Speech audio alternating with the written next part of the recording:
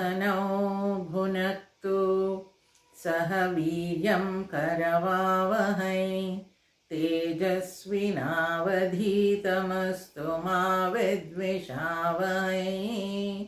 ॐ शान्ति शान्ति शान्तिः।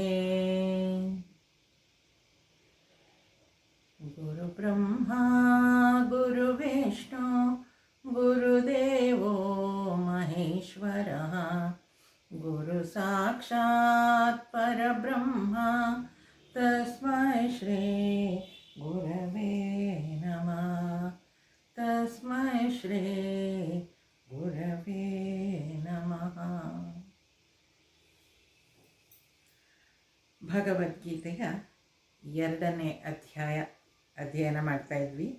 32 ಶ್ಲೋಕಗಳನ್ನು ನೋಡಿದ್ವಿ. 33ನೇ ಶ್ಲೋಕದಿಂದ ಇವತ್ತು ಅರ್ಥವನ್ನು ನೋಡೋಣ. ಓಂ ಶ್ರೀ ಪರಮಾತ್ಮನೇ ನಮಃ.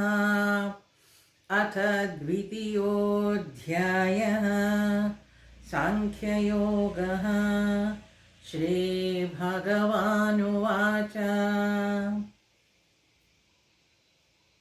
32 ಮತ್ತು 33ನೇ ಶ್ಲೋಕ.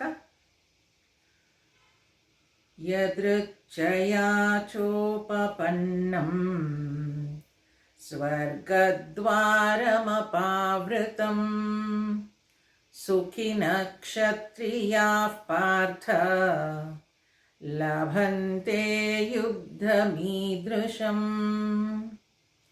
ಅಥ ಚೇತ್ತ್ವಮಿಮಂ ಧರ್ಮ್ಯಂ ಸಂಗ್ರಾಮಂ ನ ಕರಿಷ್ಯಸಿ ತತಃ ಸ್ವಧರ್ಮಂ ಕೀರ್ತಿಂ ಚ ಹಿತ್ವಾ ಪಾಪಮವಾಪ್ಸ್ಯಸಿ. ವಿಚಾರಶೀಲನಾದ ಅರ್ಜುನನಿಗೆ ಭಗವಂತ ಕೃಷ್ಣ ಯುದ್ಧ ಭೂಮಿಯಲ್ಲಿ ನಿಂತ್ಕೊಂಡು ಅಳಬೇಡ ನೀನು ಅಂತ ಹೇಳಿದ್ದಾನೆ. ಯಾಕೆ ಅಳಬಾರ್ದು ಅನ್ನೋದಕ್ಕೆ ಸಾಕಷ್ಟು ಕಾರಣಗಳನ್ನು ಕೊಟ್ಟ. ಆತ್ಮ ಅನ್ನೋದಕ್ಕೆ ಸಾವಿಲ್ಲ, ನೀನು ಕೊಲ್ಲೋದು ಬರೀ ಶರೀರವನ್ನ, ನೀನು ಕೊಂದ್ರು ಕೊಲ್ಲದೆ ಇದ್ರು ನಾನು ಅದನ್ನು ಮಾಡ್ತಾನೆ ಇರ್ತೀನಿ ಎಲ್ಲವನ್ನ ಹೇಳಿದ ಮೇಲೆ ಕಡೆಗೆ ಸ್ವಧರ್ಮದ ಬಗ್ಗೆ ಇಲ್ಲಿ ಹೇಳ್ತಾ ಇದ್ದಾನೆ. ಸ್ವಧರ್ಮ ವ್ಯವಹಾರದಲ್ಲಿ ನಾವು ಯಾವ ಯಾವ ಪಾತ್ರವನ್ನು ವಹಿಸ್ತೀವಿ ಸಮಾಜದಲ್ಲಿ, ಆ ಪಾತ್ರಗಳಿಗೆ ಸರಿಯಾದ ರೀತಿಯಲ್ಲಿ ನಡ್ಕೊಳ್ಳೋದೇ ಸ್ವಧರ್ಮ. ಹೆಂಡತಿಯಾಗಿ ನನಗೆ ಧರ್ಮ ಇದೆ, ಮಗಳಾಗಿ ನನಗೆ ಧರ್ಮ ಇದೆ, ತಾಯಿಯಾಗಿ ಧರ್ಮ ಇದೆ. ನಾನು ಹೊರಗಡೆ ಕೆಲಸ ಮಾಡಲಿಕ್ಕೆ ಹೋದಾಗ ಅಲ್ಲಿ ಒಂದು ಎಂಪ್ಲಾಯಿ ಆಗಿ ನನಗೆ ಧರ್ಮ ಇದೆ. ಆ ಎಲ್ಲ ಧರ್ಮವನ್ನು ನಾನು ಸರಿಯಾದ ರೀತಿಯಲ್ಲಿ ನಡ್ಕೊಂಡ್ರಷ್ಟೇ ನನಗೆ ಒಳ್ಳೆಯದಾಗೋದು. ಪ್ರಪಂಚಕ್ಕೆ ಒಳ್ಳೆಯದಾಗೋದು ಬಿಟ್ಬಿಡಿ, ನನಗೆ ಒಳ್ಳೆಯದಾಗೋದು. ಅದನ್ನು ಹೇಳ್ತಾ ಇದ್ದಾನೆ. ಆ ಸ್ವಧರ್ಮವನ್ನು ಇಲ್ಲಿ ಅರ್ಜುನನಿಗೆ ಹೇಳ್ತಾ ಇದ್ದಾನೆ. ನೀನೊಬ್ಬ ರಾಜ, ಒಬ್ಬ ಕ್ಷತ್ರಿಯ, ನಿನ್ನ ಸ್ವಧರ್ಮ ಏನು? ಇಲ್ಲಿ ಯುದ್ಧ ಭೂಮಿಯಲ್ಲಿ ನಿನ್ನ ಪ್ರಜೆಗಳನ್ನು ರಕ್ಷಿಸುವುದು, ಅವರನ್ನು ಕಾಪಾಡೋದು ನಿನ್ನ ಧರ್ಮ. ಹೌದು, ಕಾಪಾಡಬೇಕು, ಹೌದು, ಆದರೆ ಯುದ್ಧ ಮಾಡಬೇಕು ಅಂತ ಏನಿಲ್ವಲ್ಲ ಅಂತ ಅನಿಸಿರ್ಬೋದು ಅರ್ಜುನನ ಮುಖದಲ್ಲಿ ಅವನ ಎಕ್ಸ್ಪ್ರೆಷನ್ ನೋಡಿ. ಅದಕ್ಕೆ ಕೃಷ್ಣನೇ ಹೇಳ್ತಾ ಇದ್ದಾನೆ, ನೋಡು, ನೀನೇನು ಇಷ್ಟಪಟ್ಟು ಯುದ್ಧ ಮಾಡೋಕ್ಕೆ ಬಂದಿಲ್ಲ ಇಲ್ಲಿ, ಅದು ತಾನಾಗಿ ಒದಗಿ ಬಂದಿದೆ. ಇವಾಗ ಒದಗಿ ಬಂದಿರೋದ್ರಿಂದ ನಿನ್ನ ಕರ್ತವ್ಯವನ್ನು ನೀನು ಚೆನ್ನಾಗಿ ಮಾಡಬೇಕು. ತಾನಾಗಿ ಇಚ್ಛಿಸದೆ ಬಂದೊದಗಿರುವ ನಿನಗಾಗಿ ಸ್ವರ್ಗದ ಬಾಗಿಲನ್ನೇ ತೆರೆಯುವ ಈ ರೀತಿಯ ಯುದ್ಧವನ್ನು ಭಾಗ್ಯಶಾಲಿಗಳಾದ ಕ್ಷತ್ರಿಯರಷ್ಟೇ ಪಡೆಯೋರು, ಕ್ಷತ್ರಿಯರಿಗಷ್ಟೇ ಇದು ಸಿಗುವಂಥದ್ದು. ನಿನಗೆ ಆದರೂ ಕೂಡ ಯುದ್ಧ ಮಾಡಬಾರ್ದು ಅನ್ನಿಸ್ತಾ ಇದೆ ಅನ್ನೋದಾದರೆ ಮುಂದಿನ 33ನೇ ಶ್ಲೋಕದಲ್ಲಿ ಹೇಳ್ತಾ ಇದ್ದಾನೆ ಕೃಷ್ಣ, ಆದರೆ ನೀನು ಧರ್ಮಯುದ್ಧವನ್ನು ಮಾಡದಿದ್ದರೆ ಆಗ ನಿನ್ನ ಸ್ವಧರ್ಮವನ್ನು ಮತ್ತು ಕೀರ್ತಿಯನ್ನು ಹಾಳುಗೈದು ಪಾಪವನ್ನು ಗಳಿಸುತ್ತೀಯ. ಏನು ಹೇಳ್ತಾನೆ? ಸ್ವಧರ್ಮವನ್ನು ನೀನು ಮಾಡಲಿಲ್ಲ, ನಿನ್ನ ಕೆಲಸವನ್ನು ನೀನು ಸರಿಯಾಗಿ ಮಾಡಲಿಲ್ಲ ಅಂದರೆ ಏನಾಗುತ್ತೆ? ಪಾಪವನ್ನು ಗಳಿಸುತ್ತೀಯಾ? ಏನೇನು ಹಾಳು ಮಾಡ್ತಾ ಇದೆಯಾ? ಸ್ವಧರ್ಮವನ್ನು ಹಾಳು ಮಾಡ್ತಾ ಇದೆಯಾ, ಕೀರ್ತಿಯನ್ನು ಕೂಡ ಹಾಳು ಮಾಡ್ತಾ ಇದೆಯಾ? ನೋಡಿ, ಎಷ್ಟೋ ಸಾವಿರ ವರ್ಷಗಳ ಹಿಂದೆ, 5,000 ವರ್ಷಗಳ ಹಿಂದೆ ಹುಟ್ಟಿದ್ರೂ ಕೂಡ ಆ ಮಗುಗೆ ಇರ್ತಾ ಇದ್ದಿದ್ದು ಪಂಚೇಂದ್ರಿಯಗಳೇ. ಕಣ್ಣು ನೋಡ್ತಾನೆ ಇತ್ತು, ಕಿವಿ ಕೇಳಿಸ್ಕೊಳ್ತಾನೆ ಇತ್ತು. ಬೇರೆ ಏನೋ ಕಣ್ಣು ಕೇಳಿಸ್ಕೊಳ್ಳೋ ಕೆಲಸ, ಕಿವಿ ನೋಡೋ ಕೆಲಸ ಏನೋ ಮಾಡೋ ಥರ ನಾವು ಇಂಪ್ರೂವ್ ಮಾಡಿಲ್ಲ ಇಲ್ಲಿ. ಆಗಿನ ಋಷಿಗಳು ಇದರೆಲ್ಲದ್ರ ಜೊತೆ ಆಟ ಆಡಿ ಒಂದು ಪ್ರಿನ್ಸಿಪಲ್, ಒಂದು ಧರ್ಮ ಅನ್ನೋದನ್ನು ನಮಗೆ ಕಟ್ಟಿಕೊಟ್ರು. ಈ ರೀತಿಯಾಗಿ ಬದುಕಿದ್ರೆ ಚೆನ್ನಾಗಿರುತ್ತೆ ಅಂತ ಅವರೆಲ್ಲ ಆಟ ಆಡಿ ಬಿಟ್ಟು ಆಮೇಲೆ ಹೇಳ್ಕೊಟ್ಟಿದ್ದಾರೆ ಇದನ್ನು. ಈ ಥರ ಇದ್ದರೆ ನೀವು ಚೆನ್ನಾಗಿರುತ್ತೆ, ಚೆನ್ನಾಗಿರ್ಲಿಕ್ಕೆ ಸಾಧ್ಯ ಅಂತ. ಅದನ್ನೇ ವೇದ ಉಪನಿಷತ್ತುಗಳಲ್ಲೆಲ್ಲ ಹೇಳ್ಕೊಟ್ಟಿರೋದು. ಏನೇನು ಮಾಡಬೇಕು, ಯಾರ್ಯಾರು ಏನೇನು ಮಾಡಬೇಕು, ಅವ್ರವ್ರ ಕರ್ತವ್ಯ ಏನು, ಅವ್ರ ಕರ್ತವ್ಯ ಸರಿಯಾಗಿ ಮಾಡಬೇಕು, ಇದೆಲ್ಲ ಹೇಳ್ಕೊಟ್ಟಿದ್ದಾರೆ. ಒಂದು ಪಕ್ಷ ಅದನ್ನು ನಾನು ಮಾಡದೇ ಇದ್ದರೆ ಏನಾಗುತ್ತೆ? ಪಾಪವನ್ನು ಗಳಿಸ್ತೀನಿ. ಇಲ್ಲ ಅಂದರೆ ಏನಾಗುತ್ತೆ? ನಾನು ಕೀರ್ತಿವಂತರಾಗ್ಲಿಕ್ಕೆ ಸಾಧ್ಯ. ಅದನ್ನು ಸರಿಯಾದ ರೀತಿಯಲ್ಲಿ ನಡೆಸ್ಕೊಂಡು ಬಂದರೆ ಕೀರ್ತಿವಂತರಾಗ್ಲಿಕ್ಕೆ ಸಾಧ್ಯ. ಈಗೆಲ್ಲ ನಾವು ಎಷ್ಟೋ ವಿಚಾರಗಳನ್ನು ನೋಡ್ತಾ ಇದ್ದೀವಿ ಅಲ್ವಾ? ಈಗಿನ ಜೆನ್ಝಿ ಜೆನ್ಝಿ ಅಂತ ಏನು ಕರೀತಾ ಇದ್ದೀವಿ ಅಂದರೆ 1999 ಇಸ್ವಿ ಆದಮೇಲೆ ಹುಟ್ಟಿದ ಮಕ್ಕಳೆಲ್ಲ ಮೊಬೈಲ್ ಕೈಲಿ ಹಿಡ್ಕೊಂಡೇ ಹುಟ್ಟಿರೋದು. ಅಂದರೆ ಅವರಿಗೆ ಮೊಬೈಲ್ ಬಗ್ಗೆ, ಈ ಟೆಕ್ನಾಲಜಿ ಬಗ್ಗೆ ತುಂಬ ಗೊತ್ತು. ನಾವೆಲ್ಲ ಹುಟ್ಟಿದಾಗ ಅದಿರಲಿಲ್ಲ, ನಾವು ಆಮೇಲೆ ಕಲ್ತ್ವಿ ಅಲ್ವಾ? ನಾವು ಅದನ್ನು ನೋಡಿದ್ದೀವಿ ಹಳೇದನ್ನು. ಬಟ್ ಈ ಮಕ್ಕಳು ಆ ಹಳೇದು ನೋಡಲೇ ಇಲ್ಲ, ಹುಟ್ಟುತ್ತಾನೆ ಮೊಬೈಲು, ಟೆಕ್ನಾಲಜಿ ಇವೆಲ್ಲ ನೋಡ್ಕೊಂಡು ಬಂದರು. ಅದಕ್ಕೆ ಅವ್ರಿಗೆ ಜನರೇಷನ್ ಝಿ ಅಂತ ಕರೀತಾರಂತೆ. ಈ ಜೆನ್ಝಿ ಕಿಡ್ಸ್ ಅಂತ ಏನಿದ್ದಾರೆ, ಅವ್ರದ್ದು ಥಾಟ್ಸೇ ಬೇರೆ ಥರ.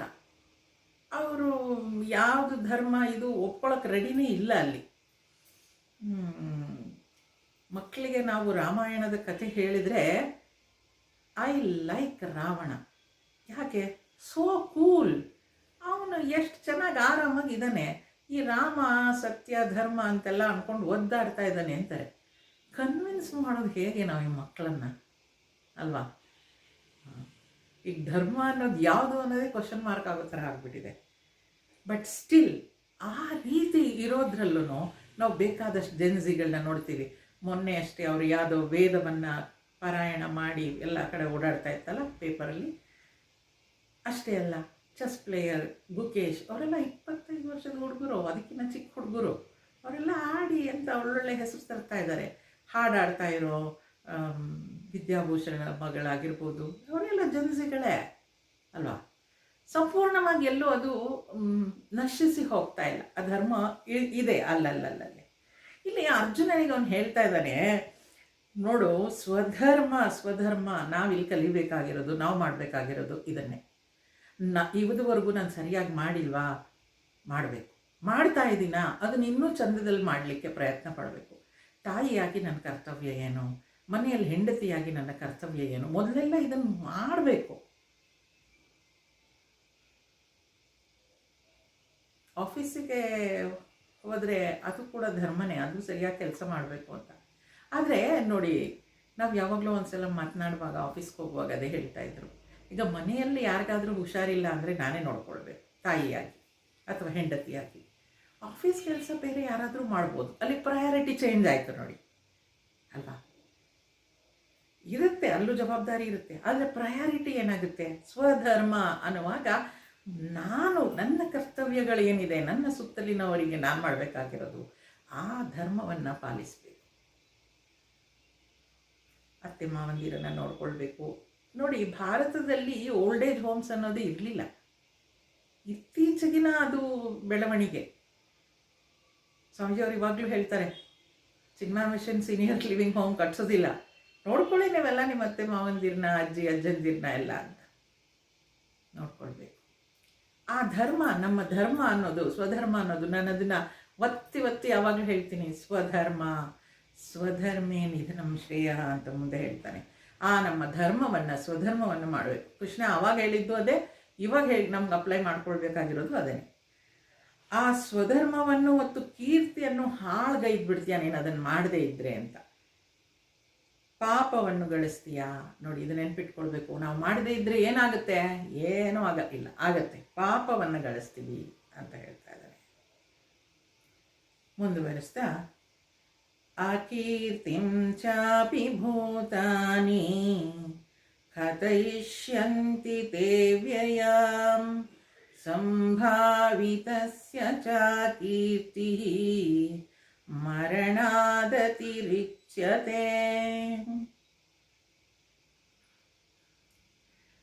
ಜನರು ಸಹ ನಿನ್ನ ಹೇಡಿತನವನ್ನು ಎಂದೆಂದಿಗೂ ನೆನೆಯುವರು. ಮರ್ಯಾದಸ್ಥನಿಗೆ ಅವಮರ್ಯಾದೆಗಿಂತ ಸಾಯುವುದೇ ಮೇಲು. ಜನ ಕೂಡ ನಿನ್ನನ್ನು ಹೇಳಿ ಅಂದ್ಬಿಡ್ತಾರೆ. ಯುದ್ಧ ಭೂಮಿಯಲ್ಲಿ ಬಂದಿದೆಯಾ, ಯುದ್ಧ ಮಾಡ್ದಲೇ ಓಡ್ ಹೋಗ್ತಾ ಇದೆಯಾ, ಯುದ್ಧವನ್ನು ಬಿಟ್ಟು ಸನ್ಯಾಸ ತಗೊಳ್ತೀನಿ ಅಂತ ಹೇಳ್ತಾ ಇದೆಯಾ, ನೀನು ಹಾಗೆ ಓಡ್ ಹೋದರೆ ಜನ ಏನು ಹೇಳ್ತಾರೆ? ಯಥಾ ರಾಜ ತಥಾ ಪ್ರಜಾ ಅಲ್ವಾ? ಅವನೇ ಹಾಗೆ ಮಾಡ್ತಾ ಇದ್ದಾನೆ, ಅವನೇ ಓಡೋದ ಅಂದರೆ ನಾವೇನು ಯುದ್ಧ ಮಾಡೋದು ಅಂತಾರೆ. ರಾಜನೇ ಆಗಿದ್ದಾನೆ ಅಂದರೆ ಪ್ರಜೆಗಳು ಹೇಗೆ? ನಿನ್ನನ್ನು ಆಡ್ಕೊಂಡು ನಗ್ತಾರೆ. ಅವಮರ್ಯಾದೆ, ಒಬ್ಬ ರಾಜನಿಗೆ ಅವಮರ್ಯಾದೆ ಆಗೋದಕ್ಕಿಂತ ಸಾಯೋದೇ ಮೇಲು ಅಂತಾರೆ. ಅಂದರೆ ನೀನು ಬದುಕಿದ್ದು ಸತ್ತಾಗೆ ಒಬ್ಬ ರಾಜ ಆಗಿ. ಆದ್ದರಿಂದ ಸ್ವಧರ್ಮವನ್ನು ಪಾಲಿಸು, ನಿನ್ನನ್ನು ಹೇಳಿ ಅಂತ ಜನ ಅಂತಾರೆ ಇಲ್ಲದೆ ಇದ್ದರೆ ಅಂತ ಮುಂದುವರಿಸ್ತಾ ಅದನ್ನೇ ಹೇಳ್ತಾ ಇದ್ದಾನೆ. ಮತ್ತು ಭಯಾದ್ರಣಾದು ಪರತಂ ಮತ್ಸ್ಯಂತೆ ತ್ವಾಂ ಮಹಾರಥಾಃ ಯೇಷಾಂ ಚ ತ್ವಂ ಬಹುಮತಃ ಭೂತ್ವಾ ಯಾಸ್ಯಸಿ ಲಾಘವಂ. ನೀನು ಅಂಜಿಕೆಯಿಂದ ಕಾಳಗದಿಂದ ಓಡಿ ಹೋದೆ ಎಂದು ಮಹಾರಥಿಕರು ಎಣಿಸುತ್ತಾರೆ. ಹಿಂದೆ ನಿನ್ನನ್ನು ಮತ್ತು ನಿನ್ನ ಪರಾಕ್ರಮವನ್ನು ಬಹಳ ಮೆಚ್ಚಿದ್ದ ಜನರೇ ನಿನ್ನನ್ನು ಈಗ ತುಚ್ಛವಾಗಿ ಕಾಣುತ್ತಾರೆ. ಯುದ್ಧ ಭೂಮಿಯಿಂದ ನೀನು ಓಡೋದ್ರೆ ನೋಡು ಏನಾಗ್ತಾ ಇದೆ. ಕಾಳಗದಿಂದ ಓಡ್ ಹೋದ ಅವನು. ಮಹಾರಥಿಗಳು ಅಲ್ಲಿ ಅಷ್ಟೊಂದು ಜನ ಇದ್ದಾರೆ. ಅವರೆಲ್ಲ ನೋಡಿ ಏನು ಹೇಳ್ತಾರೆ? ಇಂಥ ಮಹಾರಥಿಯಾದವನೇ ಓಡ್ ಹೋದ. ಎಲ್ಲರೂ ನಿನ್ನ ಪಾಶುಪತಾಸ್ತ್ರ ಗೆದ್ದಿದ್ದೆ. ಅರ್ಜುನ ಅಂದ್ರೇನು? ಸವ್ಯಸಾಚಿ ಅವನು, ಎಡಗೈ ಬಲಗೈ ಎರಡೂ ಕೈಯಲ್ಲೂ ಬಾಣ ಬೀಳುವಂಥವನು, ಮಹಾಬಿಲ್ಲುಗಾರ ಅಂತೆಲ್ಲ ಹೇಳ್ತಾ ನಿನ್ನನ್ನು ಹೊಗಳಿದ್ರು, ನೀನು ಮೆಚ್ಕೊಂಡಿದ್ರು. ಆ ಜನರೇ ನಿನ್ನನ್ನು ಈಗ ತುಚ್ಛವಾಗಿ ಕಾಣುತ್ತಾರೆ. ನೀನೇನೋ ಉಪಯೋಗಕ್ಕೆ ಬರಲ್ಲ, ವೇಸ್ಟ್ ಬಾಡಿ ಅಂತಾರಲ್ಲ, ಆ ಥರ ತಿಳ್ಕೊಂಬಿಡ್ತಾರೆ ನಿನ್ನನ್ನು ಅಂತ. ಎಷ್ಟೋ ಸಲ ನಮಗೂ ಈ ಕನ್ಫ್ಯೂಷನ್ ಬರುತ್ತೆ ಅಲ್ವಾ? ಕೆಲಸ ಮಾಡಬೇಕೋ ಮಾಡಬಾರ್ದು ಅಂತ. ಮಾಡಿದ್ರೆ ಒಳ್ಳೇದಾಗತ್ತಾ, ಮಾಡದೆ ಇದ್ದರೆ ಒಳ್ಳೇದಾಗತ್ತಾ ಗೊತ್ತಿಲ್ಲ. ಯಾವುದೋ ಒಂದು ಚಾಕ್ಲೇಟ್ ಅಡ್ವರ್ಟೈಸ್ಮೆಂಟ್ ಬರುತ್ತೆ ನೋಡಿ. ಅವ್ನು ಸುಮ್ಮನೆ ನಿಂತ್ಕೊಂಡು ಚಾಕ್ಲೇಟ್ ತಿಂತಾ ಇರ್ತಾನೆ. ಅಲ್ಲೊಂದು ಕಲ್ ಬೆಂಚ್ ಮೇಲೆ ಅಜ್ಜಿ ಕೂತಿರುತ್ತೆ. ಅದರದ್ದು ವಾಕಿಂಗ್ ಸ್ಟಿಕ್ ಬಿದ್ದೋಗುತ್ತೆ. ಅದನ್ನು ಎತ್ಕೊಳ್ಳೋಕ್ಕೋ ಏನೋ ಪ್ರಯತ್ನ ಮಾಡುತ್ತೆ ಅಜ್ಜಿ, ಎತ್ಕೊಳ್ಳೋಕ್ಕಾಗಲ್ಲ. ಸ್ವಲ್ಪ ಹೊತ್ತಿನಲ್ಲೇ ಆ ಕಡೆಯಿಂದ ಏನೋ ಗೋಡೆನೋ ಏನೋ ಆ ಕಡೆ ಪಕ್ಕದಲ್ಲಿ ಬೀಳುತ್ತೆ. ಆ ಅಜ್ಜಿ ಏನಾದರೂ ಆ ಕೋಲ್ ತೊಗೊಂಡು ಎದ್ದು ಬಂದಿದ್ದರೆ ಅದ್ರ ಮೇಲೆ ಅದು ಬಿದ್ದಿರ್ತಾ ಇತ್ತು. ಇವನು ಆ ಕೋಲ್ ತಕ್ಕೊಟ್ಟಿದ್ರೆ. ಅದಕ್ಕೆ ಅಲ್ಲೊಂದು ಸ್ಲೋಗನ್ ಬರುತ್ತೆ, thank you for not doing anything ಅಂತ.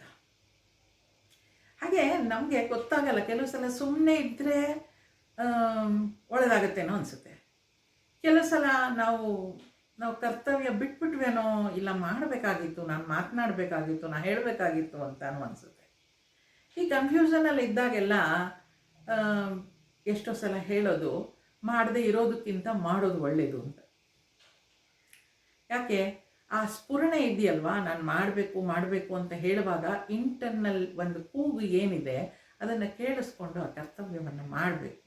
ಫಲ ನಮ್ಗಷ್ಟೇ ಫ್ರೀ ವಿಲ್ ಇರೋದು. ನಾನು ಕೆಲಸ ಮಾಡಲಿಕ್ಕಷ್ಟೇ ಸಾಧ್ಯ, ಅದರ ಫಲ ಯೋಚಿಸ್ಲಿಕ್ಕೆ ಸಾಧ್ಯ ಇಲ್ಲ. ಆದ್ದರಿಂದ ಆ ಫ್ರೀ ವಿಲ್ ಅನ್ನೋದು ಏನಿದೆ, ನನಗೆ ಕೆಲಸ ಮಾಡಲಿಕ್ಕೆ ಮಾತ್ರ ಇದೆ, ನಾನು ಮಾಡ್ಬೋದು. ಇಲ್ಲ ಅದ್ರ ಪಾಡಿಗೆ ಅದು ಹೇಗಾಗುತ್ತೋ ಆಗಲಿ ಬಿಡು ಅಂತ ಟೋಟಲ್ ಸರೆಂಡರ್ ಆಗಿ ಕೂತ್ಕೊಳ್ಳೋಷ್ಟು ನಾವಿನ್ನೂ ಬೆಳೆದಿಲ್ಲ. ಮಾಡಬೇಕು ಅಂತ ಅನ್ನಿಸ್ತದೆ. Challenge is to do always, to help people. The challenge is to help. ಮಾಡಬೇಕು, ಅದೇ ಚಾಲೆಂಜು. ಮಾಡದೇ ಇರೋದು ಚಾಲೆಂಜ್ ಅಲ್ಲ. ನಾನೇನು ಮಾಡಲ್ಲ, ನೋಡ್ಕೊಳ್ಳೋಣ, ಅದು ಹೇಗೆ ಮಾಡಿಸ್ತೀರಾ ನನ್ನ ಕೈಲಿ ಮಾಡಿ, ಅದು ಚಾಲೆಂಜ್ ಅಲ್ಲ. ಕಷ್ಟ ಇತ್ತು, ಯಾಕೆ ಕರ್ಮಣ್ಯೇವ ಅಧಿಕಾರಸ್ತಿ, ನನ್ನ ಕೆಲಸವನ್ನು ನಾನು ಮಾಡಬೇಕು, ನೀನು ಕೆಲಸ ಮಾಡೋಕ್ಕಾಗತ್ತೆ ಅಂತ ತೋರಿಸ್ಬೇಕಲ್ಲಿ. ಕೃಷ್ಣ ಹೇಳ್ತಾ ಇದ್ದಾನೆ, ನೀನು ಓಡೋಗೋದ್ರಿಂದ ಏನೇನಾಗತ್ತೆ ಅಂತೆಲ್ಲ ಹೇಳ್ತಿದ್ದಾನೆ. ನಾವು ಅಷ್ಟೇ ಪಲಾಯನವಾದ ಇರಬಾರ್ದು, ಫೇಸ್ ಮಾಡಬೇಕು ಅನ್ನೋದನ್ನು ಇಲ್ಲಿ ಸಂದೇಶ ನಮಗೆ ಕೊಡ್ತಾ ಇದ್ದಾರೆ. ಮಾಡಬೇಕು. ಜನರು ಕೂಡ ನಿನ್ನನ್ನು ಎಷ್ಟೊಂದು ಮೆಚ್ಚಿದ್ರು ಅವಾಗ, ಇವಾಗ ನೀನು ಮಾಡಲಿಲ್ಲ ಅಂದರೆ ತುಚ್ಛವಾಗಿ ಕಾಣ್ತಾರೆ ಅಂತ. ಹಾಗಾಗಿ ಸ್ವಧರ್ಮ, ನಮ್ಮ ಕ್ಷೇತ್ರದಲ್ಲಿ ನಮ್ಮ ಕೆಲಸ ಏನಿದೆ ಅದನ್ನು ಮಾಡಲೇಬೇಕು. There is no other choice. ಅದನ್ನು ಚಂದದಲ್ಲಿ ಮಾಡಬೇಕು. That is the skill. ಆಗ ಎಲ್ಲವೂ ಒಳ್ಳೆಯದಾಗ್ತಾ ಹೋಗುತ್ತೆ. ಮಾಡಲಿಲ್ವಾ, ಗೀತೆಯಲ್ಲಿ ಹೇಳಿರೋ ಹಾಗೆ ಪಾಪ ಮೆತ್ಕೊಳ್ಳುತ್ತೆ. ಏನದು ಪಾಪ ಯಾವಾಗಲೂ ಮೆತ್ಕೊಳ್ಳುತ್ತೆ, ಅದು ಪಾಪ ಬರುತ್ತೆ, ಅಂಟ್ಕೊಳ್ಳುತ್ತೆ ಅಂದರೆ ಬರುತ್ತೆ, ಪಾಪ ಇರುತ್ತೆ, ಬರುತ್ತೆ. ಬಂದಾಗ ನೋಡ್ಕೊಳ್ಳೋಣ, ಏನು ಮಾಡೋಕ್ಕಾಗಲ್ಲ ಅವಾಗ ಅಲ್ವಾ. ಆದ್ದರಿಂದ ಇದಂತೂ ಈ ಎಚ್ಚರಿಕೆಯನ್ನು ಇಟ್ಕೊಂಡು ನಾವು ಸ್ವಧರ್ಮವನ್ನು ಪಾಲಿಸಬೇಕು ಅನ್ನೋದು ಈ ಶ್ಲೋಕದಲ್ಲಿ ಹೇಳಿದ್ದಾರೆ. ಮುಂದುವರಿಸ್ತಾ, ಅಷ್ಟೇ ಸುಮ್ಮನೆ ಜನ ನಿನ್ನನ್ನು ಏನದು ಅವಮರ್ಯಾದೆಯಿಂದ ನೋಡ್ತಾ ನೀನೊಬ್ಬ ಹೇಡಿ ಅಂತ ಹೇಳಿ ಅಂಜಿಕೆ ಹೆದರ್ಕೊಂಡು ಓಡೋದೆ ಅಷ್ಟೇ ಹೇಳಲ್ಲ, ಮುಂದೆ ಇನ್ನೂ ಏನು ಹೇಳ್ತಾರಲ್ಲ ನೋಡ್ತಾ ಇರು ಅಂತ ಹೇಳ್ತಾ ಇದ್ದಾನೆ. ಅವಾಚ್ಯವಾದಾಂಶವಹೂನ್ ವದಿಷ್ಯಂತಿ ತವಾಹಿತಾಃ ನಿಂದಂತಸ್ತವ ಸಾಮರ್ಥ್ಯಂ ತತೋ ದುಃಖತರಂ ನು ಕಿಂ. ಅಷ್ಟೇ ಅಲ್ಲದೆ ನಿನ್ನ ಸಾಮರ್ಥ್ಯವನ್ನು ಹಳೆಯುತ್ತಾ ನಿನ್ನ ಶತ್ರುಗಳು ಆಡಬಾರದ ಮಾತುಗಳನ್ನು ಆಡುವರು. ಇದಕ್ಕಿಂತ ಹೆಚ್ಚಿನ ವೇದನೆಯುಂಟು ಮಾಡುವಂತಹದೇನಿದೆ? ನಿನ್ನ ಸಾಮರ್ಥ್ಯವನ್ನು ಹಳೆಯು ಅಂದರೆ ಅಷ್ಟೆಲ್ಲ ಪಾಶುಪತಾಸ್ತ್ರ ಇಟ್ಕೊಂಡು, ಅಷ್ಟೆಲ್ಲ ವಿದ್ಯೆ ಇಟ್ಕೊಂಡು ಏನು ಮಾಡಲಿಲ್ಲ ಅಂತಂದರೆ ಜನ ಏನು ಹೇಳ್ತಾರೆ? ಕೆಪಾಸಿಟಿ, ನಿನ್ನ ಕೈಲೇನು ಆಗಲ್ಲ ಬಿಡು ಅಂತ. ನಿನ್ನ ಶತ್ರುಗಳು ಆಡಬಾರದು ಮಾತುಗಳನ್ನು ಆಡ್ತಾರೆ. They take advantage. ನಾವು ನಮ್ಮ ಕೆಲಸಗಳನ್ನು ಸರಿಯಾಗಿ ಮಾಡದೇ ಇದ್ದರೆ ಎದುರುಗಡೆ ಇರೋರು ಅಡ್ವಾಂಟೇಜ್ ತಗೋತಾರೆ ಅಂತ.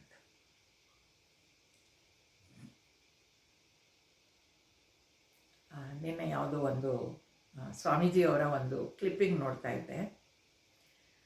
ಅವರು ಅದರಲ್ಲಿ ಹೇಳ್ತಾರೆ, ಎದುರುಗಡೆ ಇರೋರು ನಿಮಗೇನಾದರೂ ಹರ್ಟ್ ಮಾಡಿದ್ರೆ, ಬೈದರೆ ನೀವು ಸುಮ್ಮನೆ ಇದ್ಬಿಡಿ,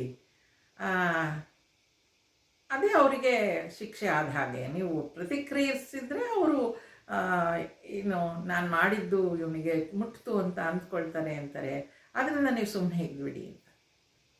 ಹೌದು ಅಂತ ಅನಿಸುತ್ತೆ. ಕೆಳಗಡೆ ಕಾಮೆಂಟ್ ಬಾಕ್ಸಲ್ಲಿ ಕಾಮೆಂಟ್ ನೋಡಿದಾಗ ಹಲವಾರು ಜನ ಬರೆದಿದ್ರು, ನೋಡಿ ನಾವು ಮನುಷ್ಯರು, ವಿ ಹ್ಯಾವ್ ಎಮೋಷನ್ಸ್. ಯಾರೋ ಏನೋ ಅಂದರು ಅಂದರೆ ನಾವು ಸುಮ್ಮನೆ ಬಿಡ್ಲಿಕ್ಕಾಗಲ್ಲ.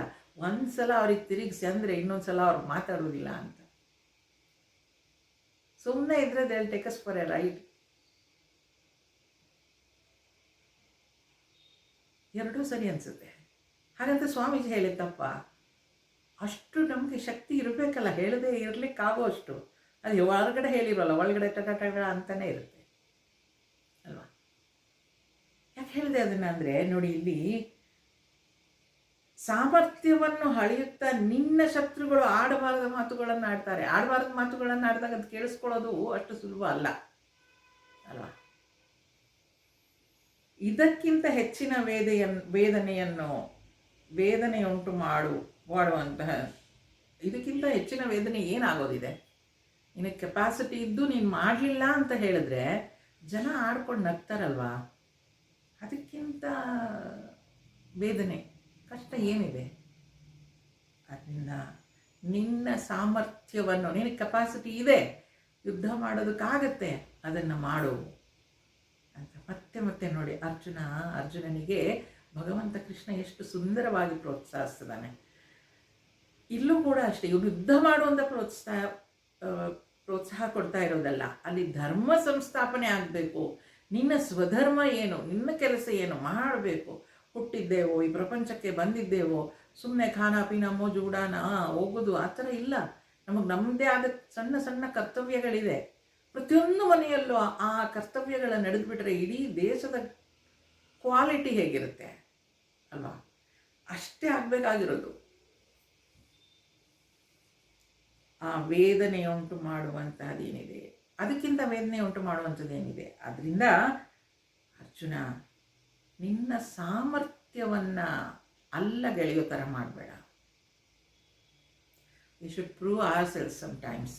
ನನಗದು ಗೊತ್ತಿದೆ, ನನಗೆ ಎನರ್ಜಿ ಇದೆ, ನಾನು ಮಾಡಲಿಕ್ಕಾಗತ್ತೆ ಅನ್ನೋದನ್ನು ನಾನು ಪ್ರೂವ್ ಮಾಡಿಕೊಳ್ಬೇಕಾಗತ್ತೆ, ಮಾಡಬೇಕು ಬೇಕಾದ ಸಮಯಗಳಲ್ಲಿ ಅಲ್ವಾ? ಇಲ್ಲದೇ ಇದ್ದರೆ ನಮಗೂ ಅಂತಾರೆ, ಅವ್ರ ಕೈಲೇನೂ ಆಗಲ್ಲ ಬಿಡು ಅಂತಾರೆ. ಹಾಗೆ ಮುಂದುವರಿಸ್ತಾ, ಹತೋ ವಾ ಪ್ರಾಪ್ಸ್ಯಸೆ ಸ್ವರ್ಗಂ ಜಿತ್ವಾ ವಾ ಭೋಕ್ಷ್ಯಸೆ ಮಹೀಂ ತಸ್ಮಾದುತ್ತಿಷ್ಠ ಕೌಂತೇಯ ಯುದ್ಧಾಯ ಕೃತ ನಿಶ್ಚಯಃ.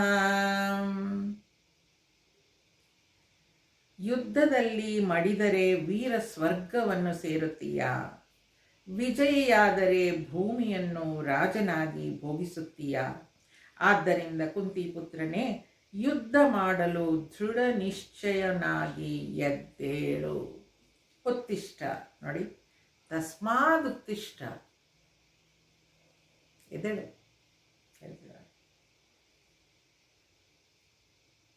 ವಿಚಾರಶೀಲ ಅರ್ಜುನ ಎಷ್ಟು ಯೋಚಿಸದೇ ಇದ್ರೂ ಏನಾಗಬೇಕೋ ಅದು ಹಾಗೆ ಆಗತ್ತೆ. ಯಾಕೆ? ಭಗವಂತ ಕೃಷ್ಣ ಹೇಳಿದಾನೆ ಅದನ್ನು.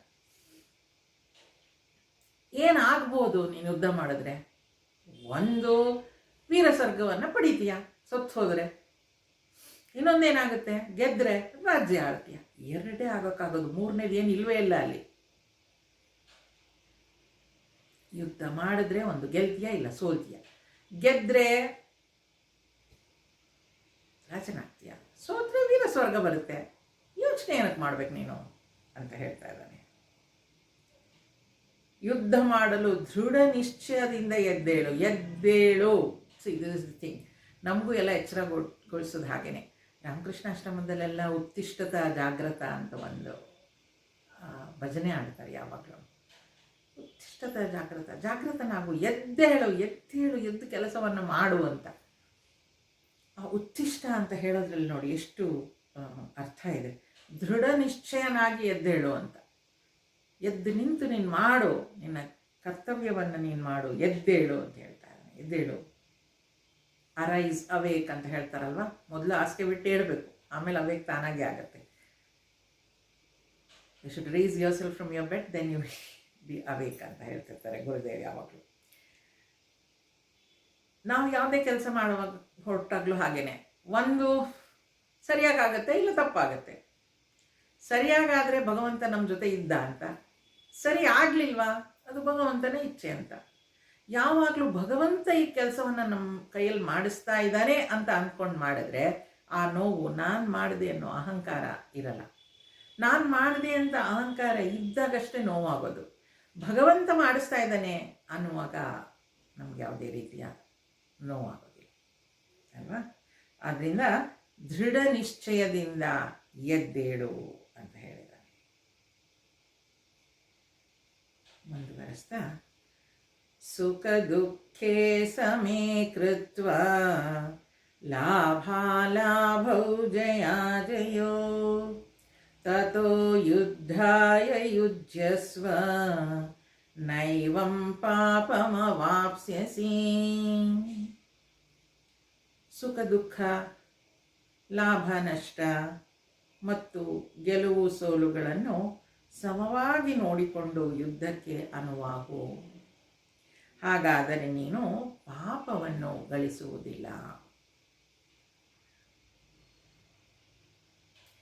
ಸುಖ ದುಃಖ, ಲಾಭ ನಷ್ಟ, ಗೆಲುವು ಸೋಲು, ಇದನ್ನು ದ್ವಂದ್ವಗಳು ಅಂತ ಹೇಳ್ತಾರೆ. ಅಲ್ಲಿ ಸುಖ ಇದೆಯೋ ದುಃಖ ಬಂದೇ ಬರುತ್ತೆ, ದುಃಖ ಇದೆಯೋ ಸುಖ ಬಂದೇ ಬರುತ್ತೆ. ಅದು ಒಂದನ್ನು ಬಿಟ್ಟು ಒಂದು ಇರೋದೇ ಇಲ್ಲ. ಲಾಭ ಇದೆಯೋ ನಷ್ಟ ಇರುತ್ತೆ, ಹಿಂದೆ ನಷ್ಟ ಆಗ್ತಾ ಇದೆಯೋ ಲಾಭನೂ ಇರುತ್ತೆ. ಆದರೆ ಯಾವಾಗ ಗೊತ್ತಿಲ್ಲ, ಅದು ಟೈಮ್ ಅವನು ಭಗವಂತ ಬರೆದಿಟ್ಟಿದ್ದಾನೆ. ಗೆಲುವಿದೆಯೋ ಅದರಿಂದ ಸೋಲಿದೆ, ಅಥವಾ ಮತ್ತೊಬ್ರಿಗೆ ಸೋಲಿದೆ. ನಾನು ಗೆಲ್ಲಬೇಕು ಅಂದರೆ ಮತ್ತೊಬ್ಬರು ಸೋಲ್ಬೇಕು, ಮತ್ತೊಬ್ಬರು ಗೆಲ್ಲಬೇಕು ಅಂದರೆ ನಾನು ಸೋಲ್ಬೇಕು.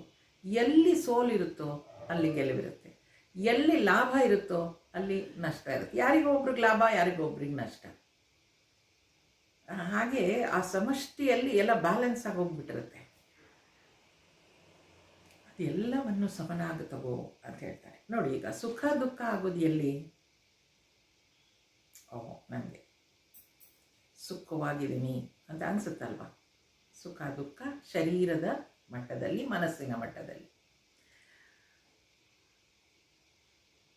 ಶರೀರದ ಮಟ್ಟದಲ್ಲಿ ಸುಖ ದುಃಖ, ಮನಸ್ಸಿನ ಮಟ್ಟದಲ್ಲೂ ಸುಖ ದುಃಖ. ಸುಖ ಅನ್ನೋದನ್ನು ಅನುಭವಿಸ್ತೀವಿ ಮನಸ್ಸಿನಲ್ಲಿ, ದುಃಖ ಅನ್ನೋದು ಕೂಡ ಮನಸ್ಸಿನಲ್ಲಿ ಅನುಭವಿಸ್ತೀವಿ. ಅದು ಶರೀರದ ಮೂಲಕ ತೋರಿಸ್ಕೊಳ್ತೀವಿ ನಾವು ಅದನ್ನು. ಲಾಭ ನಷ್ಟ ಬುದ್ಧಿಯ ಮಟ್ಟದಲ್ಲಿ, ಬುದ್ಧಿ ಲೆಕ್ಕ ಹಾಕತ್ತೆ. ಇಷ್ಟು ಲಾಭ ಆಯಿತು ನನಗೆ, ಇಷ್ಟು ನಷ್ಟ ಆಯಿತು ನನಗೆ ಅಲ್ವಾ ಬುದ್ಧಿ. ಗೆಲುವು ಸೋಲು ಅದು ಕೂಡ ಮನಸ್ಸು ಮತ್ತು ಬುದ್ಧಿಯ ಮಟ್ಟದಲ್ಲಾಗುತ್ತೆ. ಗೆಲುವಾದರೆ ಸಂತೋಷ ಆಗುತ್ತೆ, ಸೋಲಾದರೆ ಬೇಸರ ಆಗುತ್ತೆ. ಇದೆಲ್ಲವನ್ನು ಸಮವಾಗಿ ನೋಡಿಕೊಂಡು ಯುದ್ಧಕ್ಕೆ ಅನುವಾಗು. ಸಮವಾಗಿ ನೋಡ್ಕೊಳ್ಳೋದು ಅಂದ್ರೇನು?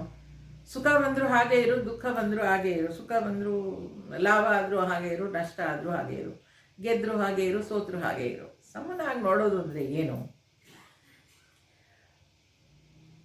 ಈಗ ಗೊತ್ತಿರೋ ಹಾಗೆ ಸುಖದ ಹಿಂದೆ ದುಃಖ ಇದೆ, ದುಃಖದ ಹಿಂದೆ ಸುಖ ಇದೆ. ಹಗಲಿದೆ, ರಾತ್ರಿ ಬರುತ್ತೆ, ರಾತ್ರಿ ಇದೆ, ಹಗಲು ಬರುತ್ತೆ. ಇದು ದ್ವಂದ್ವ ನಡೀತಾನೆ ಇರುತ್ತೆ. ಹಾಗಿರುವಾಗ ಸಮನಾಗಿ ತಗೊಳ್ಳೋದು ಅಂದರೆ ಏನು? ಸುಖ ದುಃಖವನ್ನು ಸಮನಾಗಿ ತಗೊಳ್ಳೋದು ಅಂದರೆ ಏನು? ಸುಖ ಉಂಟಾದಾಗ ಭಗವಂತನ ಪ್ರಸಾದ, ಥ್ಯಾಂಕ್ ಯು ಅಷ್ಟೇ. ನನ್ನ ಬಿಟ್ಟರೆ ಇನ್ಯಾರು ಪ್ರಪಂಚದಲ್ಲಿ ಸುಖವಾಗಿಲ್ಲ ಅಂತ ಮೆರೆದ್ರೆ ದುಃಖ ಬಂದಾಗ ಪಾತಾಳಕ್ಕೆ ಇಳಿದೋಗ್ಬಿಡ್ತೀವಿ.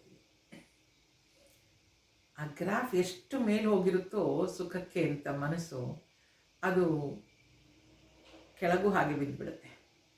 ಅದಕ್ಕೆ ಬ್ಯಾಲೆನ್ಸ್ಡ್ ಆಗಿರಬೇಕು. ಸಮತ್ವ ಅಂದರೆ ತುಂಬ ಮೇಲೋಗಿ ಕೆಳಗೆ ಬರೋದು ಬೇಡ, ಅಲ್ಲೇ ಸ್ವಲ್ಪ ಈಗ ಇದಾಡ್ತಾ ಇದ್ದರೆ ಬ್ಯಾಲೆನ್ಸ್ ಆಗಿಬಿಡುತ್ತೆ ಅಂತ. ಸಮವಾಗಿ ನೋಡು, ಸುಖ ದುಃಖ ಲಾಭ ನಷ್ಟ. ಲಾಭ ಬಂದಿದೆಯೋ ಸಂತೋಷ ಪಡು, ಆದರೆ ನನ್ನ ಬಿಟ್ಟರೆ ಇಲ್ಲವೇ ಇಲ್ಲ ಅನ್ನೋ ಥರ ಸಂತೋಷ ಪಡೋದು ಬೇಡ. ಯಾಕೆ ಗೊತ್ತಿಲ್ಲ, ನಷ್ಟನೂ ಹಿಂದೆ ಫಾಲೋ ಆಗ್ಬೋದು. ನಷ್ಟ ಆಗಿದೆಯೋ ತುಂಬ ಕುಸ್ತು ದುಃಖ ಪಡೋದು ಬೇಡ. ನಾಳೆ ಒಳ್ಳೆ ದಿನ ಇರುತ್ತೆ, ನಾಳೆ ಚೆನ್ನಾಗಾಗತ್ತೆ. ಗೆಲುವು ಸೋಲು, ಇವತ್ತು ಗೆದ್ದಿದ್ದೀನೋ ನಾಳೆ ಸೋಲ್ಬೋದು, ಇವತ್ತು ಸೋತಿದ್ದೀನೋ ನಾಳೆ ಗೆಲ್ಬಹುದು. ಇದನ್ನು ಸಮನಾಗಿ ತಗೊಳ್ಳೋದು ಅಂತ ಹೇಳೋದಂದರೆ ಎರಡನ್ನೂ ಅರ್ಥ ಮಾಡ್ಕೊಂಡಿರುವಂಥದ್ದು ಅಂತ. ಗೆಲುವು ಬಂದಿದೆ, ಫೈನ್, ಥ್ಯಾಂಕ್ ಯು. ಸೋತಿದ್ದೀನಿ, ಅದರಿಂದ ಏನೋ ಪಾಠ ಕಲಿಬೇಕಾಗಿದೆ, ಅದರಿಂದ ನನಗಿದಾಗಿದೆ ಅಂತ. ಇದೆಲ್ಲವನ್ನು ಸಮನಾಗಿ ನೋಡಿಕೊಂಡು ಯುದ್ಧಕ್ಕೆ ಅನುವಾಗು. Be prepared. ಎರಡನ್ನೂ ಫೇಸ್ ಮಾಡಲಿಕ್ಕೆ ರೆಡಿ ಆಗು. ಏನಂದರೆ ಈಗ ನಾವು ಯಾವುದೇ ಕರ್ಮ ಮಾಡಿದಾಗಲೂ ನಮಗೆ ಎರಡೂ ರೀತಿಯ ಫಲ ನಮಗೆ ಗೊತ್ತಿಲ್ಲ. ಯಾವುದು ಏನು ಅಂದ್ಕೊಂಡಿರ್ತೀವಿ, ಒಳ್ಳೆಯದೇ ಆಗುತ್ತೆ, ಒಳ್ಳೆಯದೇ ಆಗಬೇಕು ಅಂತ. ಅದು ನಮ್ಮ ಕೈಲಿಲ್ಲ. ಕರ್ಮಣ್ಯೇವಾಧಿಕಾರಸ್ಥೆ. ನಾವು ಕಾರ್ಯವನ್ನು ಮಾತ್ರ ಮಾಡ್ಬೋದು, ಒಳ್ಳೆಯದಾಗಲಿ ಅಂತ ಪ್ರಾರ್ಥನೆ ಮಾಡ್ಬೋದು. ಆದರೆ ಅದಕ್ಕೆ ಮೀರಿದ್ದು ಏನೋ ಒಂದು ಆಯಿತು ಅಂದರೆ ಆ ಭಗವಂತನ ಏನೋ ಒಂದು ಮೆಸೇಜ್ ಇದೆ, ಅವನು ಏನೋ ಮಾಡ್ತಾ ಇದ್ದಾನೆ. ಅವನು he is the director, he is the writer, he is the producer, ಎಲ್ಲ ಅವನೇ ಏನೋ ಮಾಡ್ತಾ ಇದ್ದಾನೆ. ನನ್ನ ಮನಸ್ಸಿಗೆ ಕಷ್ಟ ಆಗ್ತಾ ಇದೆ, ಅದನ್ನು ಅನುಭವಿಸ್ಲಿಕ್ಕೆ ಆಗ್ತಾ ಇಲ್ಲ ಅಂದರೆ ಅದು ಭಗವಂತನ ಒಂದು ಪಾಠ, ಏನೋ ಮೆಸೇಜ್ ಕೊಡ್ತಾ ಇದ್ದಾನೆ ಅಂತ ತಿಳ್ಕೊಂಡು ನಾನು ಸಮಾಧಾನ ಮಾಡ್ಕೊಳ್ಬೇಕು. ಎಲ್ಲದಕ್ಕೂ ಲಾಭ ನಷ್ಟಕ್ಕಾಗಲಿ, ಸುಖ ದುಃಖಕ್ಕಾಗಲಿ, ಸೋಲು ಗೆಲುವಿಗಾಗಲಿ ಅದರಿಂದ ಏನೋ ಒಂದು ಇದೆ ಪಾಠ. ಅದರಿಂದ ನನಗೆ ಬುತ್ತಿ ಅದು ಬಂದಿದೆ, ನನ್ನ ಬುತ್ತಿಯಲ್ಲೇ ಇದೆ. ಯಾಕೆ ಭಗವಂತ ಯಾವತ್ತೂ ಕ್ರೂರಿ ಅಲ್ಲ, ಅವನು ಎಲ್ಲರಿಗೂ ಎಲ್ಲವನ್ನು ಸಮನಾಗಿ ಕೊಡ್ತಾನೆ.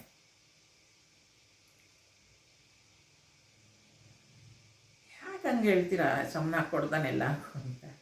ಈಗ ನೋಡಿ, ತಂದೆ ತಾಯಿಗಳಿಗೆ 3 ಜನ ಮಕ್ಕಳಿದ್ರೆ ತಾಯಿಗೆ ಹೇಳಬೇಕು, ಏನೋ ಅದು 3 ಜನ ಮಕ್ಕಳಲ್ಲಿ ದೊಡ್ಡ ಮಗ ಜವಾಬ್ದಾರಿ ಇರೋ ಅಂಥವನು, 2ನೇ ಮಗ ಸ್ವಲ್ಪ ಪರವಾಗಿಲ್ಲ, ಚಿಕ್ಕವನಂತೂ ಉಂಡಾಡಿ ಗುಂಡ, ಅವನು ಏನೂ ಕೇಳಲ್ಲ, ಅಂತಾನೆ ಮನಸ್ಸು ಬಂದಿದ್ದೇ ಮಾಡ್ತಾನೆ. ಹಾಗೆ ಇರೋದು ಅವನು. ಆ ತಾಯಿ ಏನಾದರೂ ಇವ್ರು 3 ಜನದ ಭವಿಷ್ಯ ಬರಿ ಅಂತ ಕೊಟ್ಟರೆ ಏನು ಬರಿಬೋದು ಅವಳು? ದೊಡ್ಡವನಿಗೆ ಒಳ್ಳೇದಾಗಲಿ, 2ನೇ ಅವನಿಗೆ ಮಧ್ಯಮ ಇದರಲ್ಲಾಗಲಿ, 3ನೇ ಅವನಿಗೆ ಕೆಟ್ಟದಾಗಲಿ ಅಂತ ಬರೀತಾಳ? ಸಾಧ್ಯನೇ ಇಲ್ಲ. ಯಾಕೆ? ತಾಯಿ ಅವಳು ಎಲ್ಲರಿಗೂ ಸಮನಾಗಿ ಒಳ್ಳೆಯದೇ ಆಗಲಿ ಅಂತಲೇ ಬರೀತಾಳವಳು. ಭವಿಷ್ಯ ಬರೀ ಅವ್ರ 3 ಜನದ್ದು ಅಂತ ಕೇಳುತ್ತೆ. ತಾಯಿ ಆದವಳೆ ಮಕ್ಕಳಿಗೆ ಆ ಥರ ಕೆಟ್ಟದ್ದನ್ನು ಬಯಸ್ಲಿಕ್ಕೆ ಆಗಲ್ಲ ಅನ್ನುವಾಗ ಭಗವಂತ ಯಾಕೆ ನಮಗೆ ಕೆಟ್ಟದ್ದು ಬಯಸ್ಲಿಕ್ಕೆ ಸಾಧ್ಯ, ಅಥವಾ ಶಿಕ್ಷೆಯನ್ನು ಕೊಡ್ಲಿಕ್ಕೆ ಸಾಧ್ಯ ಅಲ್ವಾ? ನಾವು ಏನು ಕರ್ಮ ಮಾಡಿದ್ದೀವೋ ಅದು ಫಲ ಸಿಗ್ತಾ ಇದೆ ಅಷ್ಟೇ. ಅದರಿಂದ ಸಮನಾಗಿ ನೋಡಬೇಕು, ಎಲ್ಲವನ್ನು ಸಮನಾಗಿ, ಅದನ್ನು ಸಮನಾಗಿ, ಸೋಲು ಗೆಲುವುಗಳನ್ನು ಸಮವಾಗಿ ನೋಡಿಕೊಂಡು ಯುದ್ಧಕ್ಕೆ ಅನುವಾಗುವ ಹಾಗಾದರೆ ನೀನು ಪಾಪವನ್ನು ಗಳಿಸುವುದಿಲ್ಲ, ಪಾಪವನ್ನು ಗಳಿಸೋದಿಲ್ಲ, ಯುದ್ಧವನ್ನು ಮಾಡು. ಅದು ನಿನ್ನ ಕರ್ತವ್ಯ ಅಷ್ಟೇ. ನಿನ್ನ ಕರ್ತವ್ಯ ನೀನು ಮಾಡು. ನೀನು ಗೆಲ್ತೀಯ ಸೋಲ್ತೀಯ ನಿನಗೆ ಗೊತ್ತಿಲ್ಲ, ಅದರಿಂದ ಸುಖ ಉಂಟಾಗುತ್ತೋ ದುಃಖ ಉಂಟಾಗುತ್ತೋ ನಿನಗೆ ಗೊತ್ತಿಲ್ಲ, ಅದರಿಂದ ಲಾಭ ಆಗುತ್ತಾ ನಷ್ಟ ಆಗುತ್ತಾ ಗೊತ್ತಿಲ್ಲ. ನಿನ್ನ ಕರ್ತವ್ಯವನ್ನು ನೀನು ಮಾಡು ಅಷ್ಟೇ. ಅಂದರೆ ಫಲಾಪೇಕ್ಷೆ ಇಟ್ಕೊಳ್ಳೋದು ಬೇಡ, ನಿನ್ನ ಕರ್ತವ್ಯವನ್ನು ನೀನು ಮಾಡು ಅನ್ನೋ ಥರದಲ್ಲಿ ಹೇಳ್ತಾ ಇದ್ದಾನೆ. ಮುಂದುವರಿಸ್ತಾ, ಏಷಾ ತೇ ವಿಹಿತಾ ಸಾಂಖ್ಯೇ ಬುದ್ಧಿರ್ಯೋಗೇ ತ್ವಿಮಾಂ ಶೃಣು ಬುದ್ಧ್ಯಾ ಯುಕ್ತೋ ಯಯಾ ಪಾರ್ಥ ಕರ್ಮಬಂಧಂ ಪ್ರಹಾಸ್ಯಸಿ. ಇದುವರೆಗೂ ಏನು ಹೇಳಿದ ಅವನು? ಸಾಂಖ್ಯವನ್ನು ಕುರಿತ ವಿವೇಕ. ಈಗ ಯೋಗವನ್ನು ಕುರಿತ ವಿವೇಕವನ್ನು ಕೇಳು. ಈ ರಹಸ್ಯವನ್ನು ತಿಳಿಯುವುದಾದರೆ ಎಲೈ ಪಾರ್ಥನೆ, ನೀನು ಕರ್ಮದ ಕಟ್ಟನ್ನು ಕಳಚಿಕೊಳ್ಳುತ್ತೀಯೇ. ಇಲ್ಲಿವರೆಗೂ ಏನು ಹೇಳಿದ? ಎಲ್ಲ ಬುದ್ಧಿವಾದ ಹೇಳ್ದ. ಮೊದಲೆಲ್ಲ ಹೇಳಿದ್ದೇನು? ಪೂರ್ಣ ಆತ್ಮಜ್ಞಾನ ಹೇಳಿದ್ದವನು. ಅದಾದಮೇಲೆ ಅರ್ಥ ಆಗಲಿಲ್ವಾ, ಬುದ್ಧಿ ಮಟ್ಟಕ್ಕೆ ಬಂದು ಎಲ್ಲ ಹೇಳಿದ್ದಾನೆ, ಈ ರೀತಿಯಾಗಿ ಮಾಡುವಂತ. ಅಷ್ಟು ಹೇಳಿದ ಮೇಲೆ ಅಷ್ಟು ಅರ್ಥ ಆಗಲಿಲ್ಲ ಅನ್ನೋದಾದರೆ ಈಗ ಮತ್ತೆ ಸ್ವಲ್ಪ ಕೆಳಗಿಳಿದು ಹೇಳ್ತಾ ಇದ್ದಾನೆ. ಇನ್ನು ಮುಂದೆ ಏನು ಹೇಳ್ತೀನಿ ನಾನು? ಯೋಗವನ್ನು ಕುರಿತ ವಿವೇಕವನ್ನು ಕೇಳು. ಒಟ್ಟಿನಲ್ಲಿ ಕೃಷ್ಣ ಅವನಿಗೆ ಯುದ್ಧ ಮಾಡಿಸ್ಬೇಕು. ಅವನಿಗೆ ಆ ಯೋಗವನ್ನು ನಾನು ಹೇಳ್ತೀನಿ ಅಂತ ಹೇಳ್ತಾ ಇದ್ದಾನೆ. ಆ ರೀತಿಯಾಗಿ ನೀನು ಮಾಡೋದಾದರೆ ಕರ್ಮದ ಕಟ್ಟನ್ನು ಕಳಚಿಕೊಳ್ಳುತ್ತೀಯ. ಈಗ ನಿನ್ನ ಸ್ವಧರ್ಮ ಕರ್ಮ ಏನು ಬೇಕಾದ್ ಮಾಡು ಅಂತ ಹೇಳಿದೆ. ಆ ಕಟ್ಟನ್ನು ಬಿಡಿಸ್ಕೊಳ್ಳೋದು ಹೇಗೆ ಅದನ್ನು ಕೂಡ ಹೇಳ್ಕೊಡ್ತೀನಿ. ಹೇಗೆ ಮಾಡಬೇಕು ಅದನ್ನು ನೋಡು ಅಂತ ಹೇಳ್ತಾ ಇದ್ದಾನೆ. ಇದುವರೆಗೆ ನಾನು ನಿನಗೆ ಬೋಧಿಸಿರುವುದು ಸಾಂಖ್ಯವನ್ನು ಕುರಿತ ವಿವೇಕ. ಈಗ ಯೋಗವನ್ನು ಕುರಿತ ವಿವೇಕವನ್ನು ಕೇಳು. ಈ ರಹಸ್ಯವನ್ನು ತಿಳಿಯುವುದಾದರೆ ಎಲೈ ಪಾರ್ಥನೆ, ನೀನು ಕರ್ಮದ ಕಟ್ಟನ್ನು ಕಳಚಿಕೊಳ್ಳುತ್ತೀಯ. ಕರ್ಮದ ಕಟ್ಟನ್ನು ಕಳಚಿಕೊಳ್ತೀಯ. ವಿವೇಕ ಅಂತ ಹೇಳಿದಾಗ ಇಲ್ಲಿ ನೋಡಿ, ಒಬ್ಬ ಸಾಧಕನಿಗೆ ಸಾಧನಾ ಚತುಷ್ಟಯಗಳು ಅಂತ ನಾವು ಏನು ಹೇಳ್ತೀವಿ, ಅದರಲ್ಲಿ ಮೊದಲನೇದೇ ವಿವೇಕ. ಸಾಧನಾ ಚತುಷ್ಟಯಗಳು ಅಂತ ಹೇಳುವಾಗ ವಿವೇಕ, ವೈರಾಗ್ಯ, ಷಟ್ ಸಂಪತ್ತಿ, ಮುಮುಕ್ಷುತ್ವ. ಒಬ್ಬ ಆಧ್ಯಾತ್ಮದ ಸ್ಟೂಡೆಂಟ್ಗೆ, ಶಿಷ್ಯನಿಗೆ ಅಥವಾ ಸಾಧಕನಿಗೆ ಈ ಕ್ವಾಲಿಫಿಕೇಷನ್ಸ್ ಇರಬೇಕು ಅಂತ ಹೇಳ್ತಾರೆ. ಅದನ್ನು ವಿವೇಕ ಹೇಳ್ತಾ ಇದ್ದಾನೆ ಅಲ್ಲಿ, ಕುರಿತ ವಿವೇಕ. ಆ ವಿವೇಕ ನಿಮ್ಗೆ ಹೇಳ್ತಾ ಇದ್ದೀನಿ ಅಂತ. ಏನಿದು ವಿವೇಕ? ವಿವೇಕ ಅಂತ ಹೇಳುವಾಗ ಅಲ್ಲಿ ಸತ್ ಮತ್ತು ಅಸತ್ ವಸ್ತುಗಳ ಬಗ್ಗೆ ಅವನಿಗೆ ಜ್ಞಾನ ಇರಬೇಕು. ಅದನ್ನು ಮೊದಲೇ ಹೇಳಿದ್ದಾನೆ, ಸಾಂಖ್ಯದಲ್ಲಿ ಹೇಳಿದ್ದಾನೆ. ಈಗ ಯೋಗವನ್ನು ಕುರಿತ ವಿವೇಕ. ಆ ವಿವೇಕ ಅಂತಂದರೆ ಡಿಸ್ಟಿಂಗ್ವಿಷಿಂಗ್ ಕೆಪಾಸಿಟಿ ಇರಬೇಕು. ಇದು ಸತ್ ಪದಾರ್ಥ, ಇದು ಅಸತ್ ಪದಾರ್ಥ, ಇದು ಒಳ್ಳೆಯದು, ಇದು ಕೆಟ್ಟದ್ದು ಅನ್ನೋದು ವಿವೇಕ ನಮಗಿರಬೇಕು. ಅದೇ ಗೊತ್ತಿಲ್ಲದೆ ಇದ್ದರೆ ನಾವು ಮುಂದುವರಿಲಿಕ್ಕೆ ಸಾಧ್ಯನೇ ಇಲ್ಲ. ಎಷ್ಟೋ ಸಲ ಹಾಗೆ ಆಗುತ್ತೆ. ಕೆಲವ್ರಿಗೆ ಸರಿ ಯಾವುದು ತಪ್ಪು ಯಾವುದು ಅನ್ನೋದೇ ಗೊತ್ತಾಗಲ್ಲ, ನೋಡ್ತೀವಲ್ಲ ನಾವು. ಆಮೇಲೆ ಹೇಳಿದ್ಮೇಲೆ ಓ ಹೌದಾ ಹೀಗ ಅಂತ ಹೇಳ್ತಾರೆ. ಗೊತ್ತೇ ಇರೋದಿಲ್ಲ ಅವ್ರಿಗೆ, ಆ ವಿವೇಕನೇ ಇರೋದಿಲ್ಲ, ವಿವೇಕ ಇರೋದಿಲ್ಲ. ಯಾಕೆ ಇರೋದಿಲ್ಲ ಗೊತ್ತಿಲ್ಲ, ಆದರೆ ವಿವೇಕ ಇರೋದಿಲ್ಲ ಅವ್ರಿಗೆ. ವಿವೇಕ, ವೈರಾಗ್ಯ, ಷಟ್ ಸಂಪತ್ತಿ, ಮುಮುಕ್ಷುತ್ವ ಅಂತ ಈ ಕ್ವಾಲಿಫಿಕೇಷನ್ಸ್ ಇರಬೇಕು ಅಂತ ಹಿಂದೆ ನಾವು ಇದ್ರ ಬಗ್ಗೆ ಸಾಕಷ್ಟು ಡಿಸ್ಕಸ್ ಮಾಡಿದ್ವಿ. ಆದರೆ ಇದು ವಿವೇಕ ಅಂದರೆ ಸಾಂಖ್ಯ ಯೋಗದಲ್ಲಿ ವಿವೇಕ, ಸಾಂಖ್ಯ ಯೋಗದ ಬಗ್ಗೆ ವಿವೇಕ. ಅದನ್ನು ಕುರಿತಾಗಿ ನಾನು ಹೇಳ್ಕೊಟ್ಟಿದ್ದೀನಿ ಅಂತ ಹೇಳಿದಾಗ ಏನದು ಸತ್ ಮತ್ತು ಅಸತ್ ಪದಾರ್ಥಗಳು ಅಂತ ಹೇಳಿದ ಕೃಷ್ಣ. ಆತ್ಮಕ್ಕೆ ಸಾವಿಲ್ಲ, ಸಾವಿರೋದು ಶರೀರಕ್ಕೆ ಮಾತ್ರ, ಅದೆಲ್ಲ ಹೇಳ್ಕೊಟ್ಟಿದ್ದಾನೆ. ಮುಂದುವರಿಸ್ತಾ ಯೋಗವನ್ನು ಕುರಿತಾದ ವಿವೇಕವನ್ನು ಹೇಳ್ತೀನಿ, ಅದ್ರ ಬಗ್ಗೆ ನಿನಗೆ ವಿಚಾರ ತಿಳಿಸ್ಕೊಡ್ತೀನಿ. ಕರ್ಮದ ಬಗ್ಗೆ, ಆವಾಗ ಕರ್ಮದ ಕಟ್ಟನ್ನು ಕೂಡ ನೀನು ಕಳಿಸ್ಕೊಳ್ತೀಯಾ ಅಂತ ಹೇಳ್ತಾರೆ. ಏನದು ಯೋಗದ ವಿವೇಕ ನೋಡೋಣ. ನೇಹಾಭಿಕ್ರಮನಾಶೋಸ್ತಿ ಪ್ರತ್ಯವಾಯೋ ನ ವಿದ್ಯತೆ ಸ್ವಲ್ಪಮಪ್ಯಸ್ಯ ಧರ್ಮಸ್ಯ ತ್ರಾಯತೆ ಮಹತೋ ಭಯಾತ್. ಇದರಲ್ಲಿ ಪ್ರಯತ್ನ ಮಾಡಿದ್ದಕ್ಕೆ ನಷ್ಟವೇನೂ ಇರುವುದಿಲ್ಲ, ಅಥವಾ ಇಲ್ಲಿ ಏನೊಂದು ಹಾನಿಯೂ ಇರುವುದಿಲ್ಲ. ಈ ಯೋಗದ ಸ್ವಲ್ಪವೇ ಅಭ್ಯಾಸ ಮಾಡಿದರೂ ದೊಡ್ಡ ಹೆದರಿಕೆಯಿಂದ ಅದು ವ್ಯಕ್ತಿಯನ್ನು ರಕ್ಷಿಸುತ್ತದೆ. ಸ್ವಲ್ಪಮಪ್ಯಸ್ಯ ಧರ್ಮಸ್ಯ, ಎಷ್ಟು ಸುಂದರವಾಗಿದೆ ನೋಡಿ. ಅಂದರೆ ಇವಾಗ ನಿನಗೆ ಯುದ್ಧ ಮಾಡಬೇಕು, ನೀನು ಪ್ರಯತ್ನನೇ ಮಾಡಲಿಲ್ಲ, ಓಡೋಗ್ತೀಯಾ ಅಂತ ಅಂದರೆ ಹೇಳಾಗಿದೆ ಅವನೆಲ್ಲ ಏನೇನಾಗತ್ತೆ ಅಂತ. ಆದರೆ ಇಲ್ಲಿ ಪ್ರಯತ್ನ ಮಾಡು, ಗೆಲ್ತೀಯೋ ಸೋಲ್ತೀಯೋ ಅವೆಲ್ಲ ಆಮೇಲೆ ಇಟ್ಬಿಡು. ಯುದ್ಧ ಭೂಮಿಯಲ್ಲಿ ಪ್ರಯತ್ನವನ್ನು ಮಾಡು, ಅದರಿಂದ ನಷ್ಟ ಏನೂ ಆಗಲ್ಲ, ಮತ್ತು ಏನೊಂದು ಹಾನಿನೂ ಆಗಲ್ಲ. ಏಕೆ? ನೀನು ಪ್ರಯತ್ನ ಮಾಡ್ತಾ ಇದೆಯಾ ಪ್ರಾಮಾಣಿಕವಾಗಿ. ಈ ಯೋಗದಲ್ಲಿ ಸ್ವಲ್ಪವೇ ಅಭ್ಯಾಸ ಮಾಡಿದರೂ ಕೂಡ ಹೆದರಿಕೆಯಿಂದ ಅದು ವ್ಯಕ್ತಿಯನ್ನು ರಕ್ಷಿಸುತ್ತದೆ. ಯಾವಾಗಲೂ ಅಷ್ಟೇ ನೋಡಿ, ನಮಗೂ ಅನುಭವಕ್ಕೆ ಬಂದಿರುತ್ತೆ. ಯಾವುದೋ ಒಂದು ವಿಚಾರದ ಬಗ್ಗೆ ನಾವು ತುಂಬ ಯೋಚಿಸ್ತಾ ಇರ್ತೀವಿ, ಆದರೆ ಅದನ್ನು ಫೇಸ್ ಮಾಡಿದಾಗ ಅಷ್ಟೇನು ಭಯ ಇರೋದಿಲ್ಲ. ಏನು ಹೇಳ್ತಾ ಇರೋದು, thoughts about those things are more scary then the exact incident ಅಂತ. ಅದು ನಿಜವಾಗ್ಲೂ ಏನು ಘಟಿಸುತ್ತೆ ಅದಕ್ಕಿಂತ ಹೆಚ್ಚು ಭಯ ಅದ್ರ ಬಗ್ಗೆ ಯೋಚಿಸ್ತಾ ಇರೋದ್ರಿಂದ ಆಗತ್ತಂತೆ. ಈ ಯುದ್ಧ ಆಗೋದ್ರೆ ಏನೇನಾಗುತ್ತೆ ಅಂತ ಇವನು ಸಾಕಷ್ಟು ತಲೆ ಕೆಡಿಸ್ಕೊಂಡ್ಬಿಟ್ಟಿದ್ದಾನೆ ಇವನು ಅರ್ಜುನ. ಆದರೆ ನೀನು ಕಾಲು ಮುಂದೆ ಇಟ್ಟು ನಿನ್ನ ಕರ್ತವ್ಯ ಅಂತ ನೀನು ಮಾಡು ಅಷ್ಟೇ, ಸ್ವಲ್ಪ ಪ್ರಯತ್ನ ಮಾಡು ಅಷ್ಟೇ, ಏನು ತೊಂದರೆ ಆಗೋದಿಲ್ಲ. ಸ್ವಲ್ಪ ಪ್ರಯತ್ನ ಮಾಡು, ಅದರಿಂದ ಏನು ನಷ್ಟ ಆಗೋದಿಲ್ಲ. ಈ ಯೋಗದ ಸ್ವಲ್ಪವೇ ಅಭ್ಯಾಸ ಮಾಡಿದರು. ಈ ಕರ್ಮಯೋಗ ಅಂತ ನಾವೆಲ್ಲ ನಮ್ಮ ಸಾಧನೆಗೆ ತಗೊಳ್ಳೋದಾದರೆ, ಈಗ ನಮಗೆಲ್ಲ ಈಗ ಗೀತೆಯನ್ನು ಓದಲಿಕ್ಕೆ ಶುರು ಮಾಡಿದ್ದೀವಿ, ಆಗಲೇ ನಮ್ಗೆ 55-60 ವರ್ಷ ಆಗ್ತಾಯಿದೆ. ಏನು ಪ್ರಯೋಜನ ಅನಿಸ್ಬೋದು ಅಲ್ಲ. ಅದಕ್ಕೆ ಇದು ಮೊದಲೇ ಓದಬೇಕಾಗಿತ್ತು, ಯಾಕೆ ಲೇಟ್ ಮಾಡಿದ್ವಿ ಅಂತೆಲ್ಲ ತುಂಬ ಜನಕ್ಕೆ ಅನಿಸುತ್ತೆ.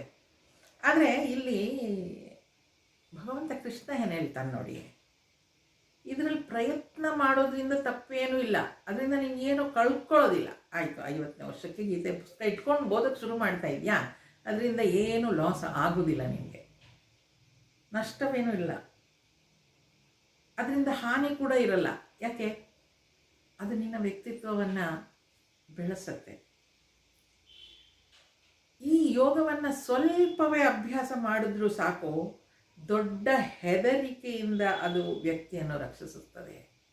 ಈ ಜ್ಞಾನ ಅನ್ನುವಂಥದ್ದು ಏನು ಮಾಡುತ್ತೆ, ಅದು ಈ ದೊಡ್ಡ ಹೆದರಿಕೆಯಿಂದ ನಮ್ಮನ್ನು ರಕ್ಷಿಸುತ್ತಂತೆ. ಅದು ಒಂದು ದಾರಿ ತೋರಿಸ್ಕೊಡುತ್ತೆ ನಮಗೆ. ಆದ್ದರಿಂದ ಸ್ವಲ್ಪಮಪ್ಯಸ್ಸು ಧರ್ಮಸ್ಯ, ಸ್ವಲ್ಪವಾದರೂ ಅಭ್ಯಾಸ ಮಾಡು ಅಂತ ಸ್ವಾಮೀಜಿಯವರು ಇದನ್ನು ಹೇಳುವಾಗೆಲ್ಲ ಒಂದು ಉದಾಹರಣೆ ಕೊಡ್ತಾರೆ ಯಾವಾಗಲೂ. ಮಂಕುತಿಮ್ಮನ ಕಗ್ಗದಲ್ಲಿ ಏನೋ ಬರುತ್ತೆ ಅನಿಸುತ್ತೆ, ಜಟ್ಟಿ ಕಾಳಗದಲ್ಲಿ ಸೋತರೇನಾಯಿತು ಅಂತ. ಅವನು ವರ್ಷ ಎಲ್ಲ ಮೈಸೂರು ನೋಡ್ತೀವಲ್ವ ಕುಸ್ತಿಯ ಪಂದ್ಯಗಳೆಲ್ಲ, ಅವನು ವರ್ಷ ಎಲ್ಲ ಅವನು ಚಂದದಲ್ಲಿ ಅಭ್ಯಾಸ ಮಾಡಿ ವ್ಯಾಯಾಮ ಮಾಡಿ ರೆಡಿಯಾಗಿ ಕುಸ್ತಿ ಆಡ್ಲಿಕ್ಕೆ ಹೋಗ್ತಾನೆ, ಸೋತ್ಬಿಡ್ತಾನೆ. ಜಟ್ಟಿ ಕಾಳಗದಲ್ಲಿ ಸೋತರೇನಾಯಿತು, ಮುಟ್ಟಿ ನೋಡವನ ಮೈಕಟ್ಟು ಕಬ್ಬಿಣ ಗಟ್ಟಿ ಅಂತ. ಅವನಷ್ಟೆಲ್ಲ ವ್ಯಾಯಾಮ ಮಾಡಿ ಹೋಗಿ ವರ್ಷಗಟ್ಟಲೆ ಪ್ರಯತ್ನ ಪಟ್ಟು ಅಲ್ಲಿ ಸೋತ್ರೂ ಕೂಡ ಅವನಿಗೆ ಲಾಸ್ ಏನಿಲ್ಲ. ಯಾಕೆ? ಅವನಿಗೆ ಒಳ್ಳೆ ಆರೋಗ್ಯ ಸಿಕ್ಕಿದೆ, ಕಬ್ಬಿಣದಂಥ ಮೈಕಟ್ಟು ಸಿಕ್ಕಿದೆ ಅವನಿಗೆ.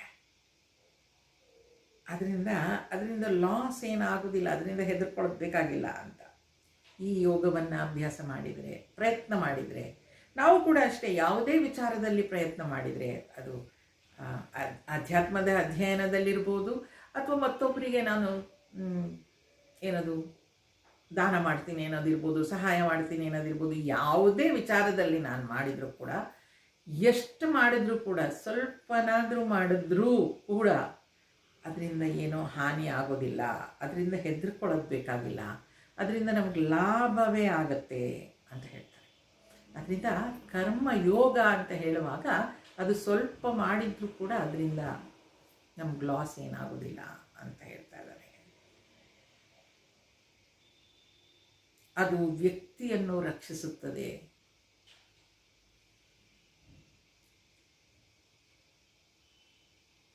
ಒಂದು ಕಡೆ ಎಲ್ಲೋ ಹೇಳ್ತಾರೆ, ನಾವು ಎಷ್ಟೋ ಕೆಲಸಗಳನ್ನು ಮಾಡದೆ ಬಿಟ್ಬಿಡ್ತೀವಿ, ಆಗಲ್ಲ ನನ್ನ ಕೈಲಿ ಅಂತ. ಯಾಕೆ? ಅದಕ್ಕೆ ಯಾವುದೋ ಒಂದು ಇದರಲ್ಲಿ ಒಂದು ಸ್ಲೋಗನ್ ಹೇಳ್ತಾರೆ, ಪ್ರಯತ್ನಿಸಿ ಸೋತರೆ ಮಾತ್ರ ಸೋತದ್ದು ಸತ್ಯ ಅಂತ. ಸುಮ್ಮನೆ ಒಪ್ಕೊಳ್ಳೋದು ಬೇಡ. ಈಗ ನಾನೇನೋ ಕಲಿಬೇಕು ಅಂತ ಇದ್ದೀನಿ, ಇಲ್ಲಪ್ಪ ನನ್ನ ಕೈಲಿ ಆಗೋದೇ ಇಲ್ಲ, ಅಷ್ಟೆಲ್ಲ ಸಂಸ್ಕೃತ ಎಲ್ಲಿಂದ ಕಲ್ತ್ಕೊಳ್ಳೋಕ್ಕಾಗತ್ತೆ ನನಗೆ, ಬೇಡವೇ ಬೇಡ, ಅಯ್ಯೋ ಉಚ್ಚಾರಣೆ ಎಲ್ಲ ಆಗೋದೇ ಇಲ್ಲ ಅಂತ ಪ್ರಯತ್ನನೇ ಮಾಡದೆ ಬಿಟ್ಬಿಟ್ರೆ ಅದು ಸರಿಯಲ್ಲ. ಪ್ರಯತ್ನಿಸಿ ಸೋತರೆ ಮಾತ್ರ. ಪ್ರಯತ್ನ ಪಡಬೇಕು ನಾವು. ಆಯಿತು, ನಾನು ಈ ವಯಸ್ಸಿನಲ್ಲೂ ನಾನು ಏನೋ ಕಲೀಲಿಕ್ಕಾಗತ್ತೆ, ಕಲಿತೀನಿ ಅಂತ ಪ್ರಯತ್ನ ಮಾಡಬೇಕು. ಪ್ರಯತ್ನಿಸಿ ಸೋತರೆ ಮಾತ್ರ ಸೋತದ್ದು ಸತ್ಯ. ಅದರಲ್ಲಿ ಸ್ವಲ್ಪನೇ ಪ್ರಯತ್ನ ಮಾಡಿದ್ರೂ ಕೂಡ, ನಾನು ಎಷ್ಟೋ ಒಂದು ಸ್ವಲ್ಪ ಕಲಿತರೂ ಕೂಡ ಅದು ನನ್ನನ್ನು ರಕ್ಷಿಸುತ್ತೆ. ಜ್ಞಾನ ಯಾವಾಗಲೂ, ನಾಲೆಡ್ಜ್ ಇಸ್ ಪವರ್ ಅನ್ನೋದು ನಮ್ಗೆ ಗೊತ್ತಾಗಿದೆ ಅಲ್ವಾ, ಯಾವಾಗಲೂ ಅದು ನಮ್ಮನ್ನು ರಕ್ಷಿಸುತ್ತೆ.